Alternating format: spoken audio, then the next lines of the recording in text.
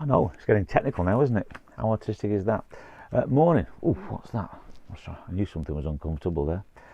Hope you're all right. I just thought I'd say good morning and welcome to the Beard, or the Bard, the Beard and the Back Bedroom podcast. Here we are again in my study. You can see all the things around. Buzz Lightyear's up there and Woody and little Noddy Holder and various things. And I've got a new poem. Like many of us, we were on the doorstep last night at 8 o'clock and I thought it was incredibly moving. And so this poem happened, which I'll share with you now. It's called Connection. Doors open, we pause, and then applause. That ripple effect as isolates, whatever, connect. A standing ovation, appreciation. This strange communion, our separate union. A simple act of hope. Together we vote. NHS. Quite simply. Yes. Yeah. I'm sure more poems will come out like that. In the meantime, I was talking to a good friend of mine yesterday, Corky Paul, and Corky and John Foster did a series of brilliant books. So I thought I'd recommend a few things to read. If you haven't seen these books, monster poems, football poems, magic poems, there's pet poems somewhere, I can't find that one. And this one, A Rocket Full of Space Poems.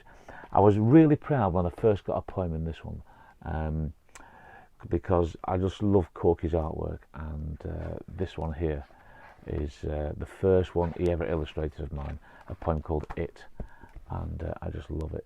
In fact, I'll read it out to you now, I might as well. It hides inside your wardrobe, it hides beneath your bed.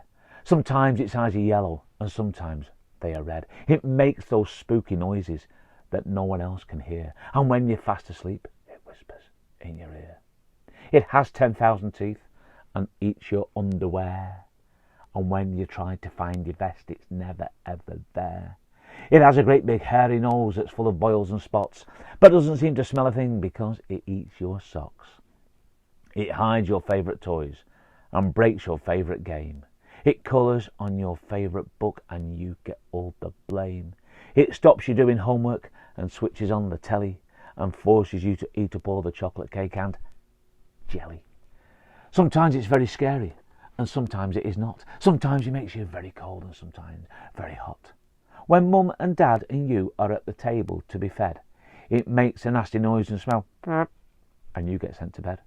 It pinches all the sheets in the middle of the night. It makes the curtains flutter and the bedroom door slam tight. It taps upon your window. Its face is on the moon. It brings to life all shadows that live inside your room. It's the last thing you remember before you go to sleep. It nearly bit your toes off. It nearly ate your feet. But always when you wake up and feel the morning sun, it's never ever there. It's always gone. And the great thing about writing anthologies is people like John Foster, who's a wonderful editor, great friend and brilliant poet and great editor. And I'm indebted to people like him for putting poems in books. And they write to you asking for your poems about space or football or pets or whatever, and you end up writing them. And like I said, I chatted to Corky the other day, and we mentioned this book, and I remembered a poem in here that I got called Greasy Peter Pluto's Fast Food Superstore. Which is easy for me to say, isn't it? And I wrote it. And I was looking for it, and I've forgotten. There were 2 or 3 other poems in here as well. And sometimes you forget the poems you've written. I'm not going to tell you the title of this one, because I'll tell you at the end. I'm really proud of this particular poem. One night while I was sleeping, my mobile phone was beeping. Who was texting me at 5:05? But when I touched that message screen, I saw things I'd never seen. Letters that I didn't recognise. Squiggles and some strange designs, icons, pictures, wiggly lines, 5 eyes on a purple smiley face. Despite all my confusion, I came to the conclusion I'd received a text from outer space. And the title of the poem, Texter Terrestrial. I was quite pleased with that. So yeah, this is a book called A Rocket Full of Space Poems. And I'll just read one more from it. And then I'll do something else when I find the right page.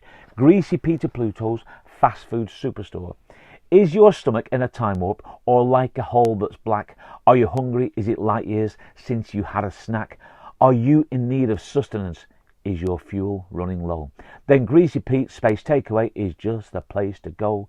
There's flame-grilled Bellatora burgers, fish from Quadrant 3, 60-legged space squid from the galaxy, Seabull Fluza steakwich, lunar moon cheese toasties, sleet and sewer noodle bugs, flying rice roasties, king prawn from Planet X, Zenchuki fried kraken, slug satay on a stick, fresh from Planet Saturn, crispy Neptune duck, luscious lava lips, Botto meat kebabs, all served with microchips, top hot dogs from Pluto, thick and slick and long, Mercury Madras curries, steaming hot and strong, wash it down and let it drown with something sweet and cool, Laser Aid and Comic Cola or Pete's Rocket Fuel, the perfect place for stocking.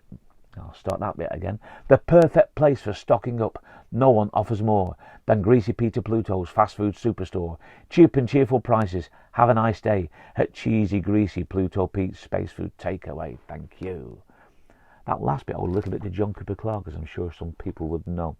I've had a couple of requests to do some poems, one of which I'll do now. Next week I'm going to do some workshops, I think. In fact, that one, I've just made up loads of space age type of fast food things. You know, that's a great little thing to make up strange words, alien words, anything like that. But I'll do some workshops next week. But somebody emailed, and in fact I should have written the name down, but or somebody messaged on Twitter and said, can you do Mrs. Eagle's Eyes or Bouncing Mr. Springer? Well, I'll do Bouncing Mr. Springer. Now the problem with this is that you have to go boing, boing, boing, boing, boing. So if I say it, you have to repeat it after me. Now you're not here with me, so I'm going to leave a gap. So if you're watching, do it. You know, boing, boing, boing, boing, boing. You didn't do it, did you? So we're going to try it again. Because I've said many times, I used to be a teacher, and we'll stay here till everybody has done it properly. It's not my time we're wasting. Okay, I was trained well. Boing, boing, boing, boing, boing. He bounces when he walks, and he bounces when he talks. He bounces down the corridor, up and down on the floor, up and down on the floor. Boing, boing, boing, boing, boing. Up and down he bounces round and points his bouncy finger. You best watch out when he's about bouncing Mr. Springer with the boing, boing, boing, boing, boing. Some of you aren't doing this. You're not taking it seriously, are you?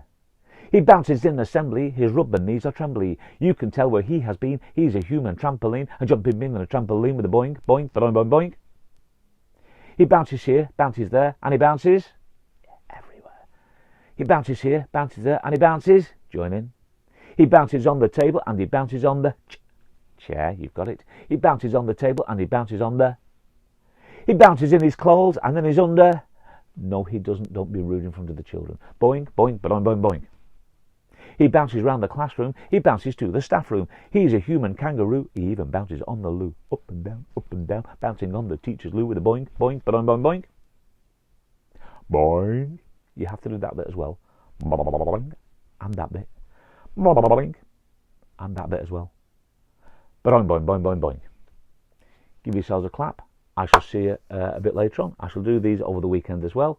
And like I say, next Monday, I'll do some workshops as well.